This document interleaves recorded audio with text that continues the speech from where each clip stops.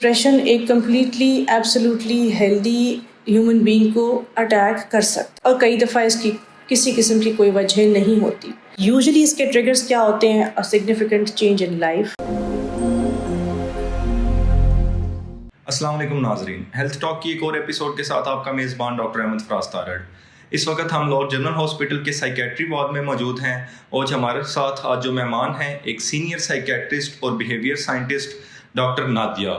ہم ان سے بات کریں گے کہ ڈپریشن کیا ہے، اس کی کیا وجوہات ہیں، اس کا کیسے علاج ممکن ہے اور اس کے مختلف پہلوؤں سے ان سے آج ڈسکشن کریں گے. امید ہے آج کی یہ ہیلتھ ٹاک آپ کے نالج میں اضافہ کرے گی. بسم اللہ الرحمن الرحیم. السلام علیکم. میرا نام ڈاکٹر نادیہ ہے اور میں لاہور جنرل ہاسپٹل میں ایک سائیکائٹرسٹ، ایکیڈیمشین اور بیہیویئر سائنٹسٹ کے طور پر کام کرتی ہوں. اس شعبے سے مجھے تقریباً منسلک ہوئے 6 سے 7 سال ہو چکے ہیں. ڈپریشن ہوتا کیوں؟ اگلا سوال دماغ میں یہ پیدا ہوتا ہے کہ بھائی کیا میرے میں کوئی کمی تھی؟ کیا میری پرسنالٹی میں کوئی مسئلہ تھا؟ Am I not normal? کیا میں ایک کمزور انسان ہوں جو میں ہی ڈپریس ہو جاتا ہوں ہر دفعہ؟ اور ہماری سوسائٹی میں یہ بڑی کامن چیز ہے کہ ہمیں بڑا اچھا لگتا ہے، ہم لوگوں کو کہتے ہیں یار تم تو بہت جلدی ڈپریس ہو جاتے ہو یا ہو جاتی ہو، تمہاری تو کوپنگ ہی کچھ نہیں ہے، تم تو بس. تو کیا ہوتا ہے جب ہم لوگ ہمیں جج کرنے لگتے ہیں تو ہم اس معاملے میں بہت گارڈڈ ہو جاتے ہیں اور ہم اپنی یہ جو علامتیں ہیں یہ لوگوں کو بتاتے ہی نہیں ہیں کیونکہ ہم سمجھتے ہیں یہ ایک اسٹرینتھ کی نشانی ہے کہ ڈپریس نہیں ہو سکتے.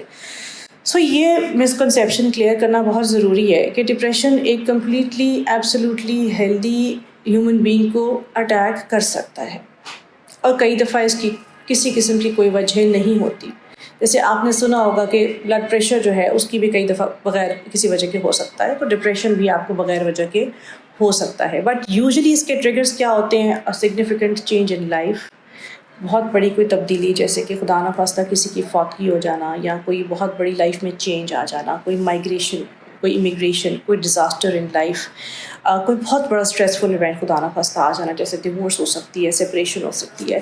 اس طرح کی چیزوں کے بعد چانسز آف ڈپریشن زیادہ ہو جاتے ہیں. امید ہے آج کی ہیلتھ ٹاک نے آپ کے نالج میں اضافہ کیا ہوگا. اس کو اپنے پیاروں تک شیئر کریں اور ایک صحت مند معاشرہ بنانے میں ہماری مدد کریں. بہت شکریہ. اللہ حافظ.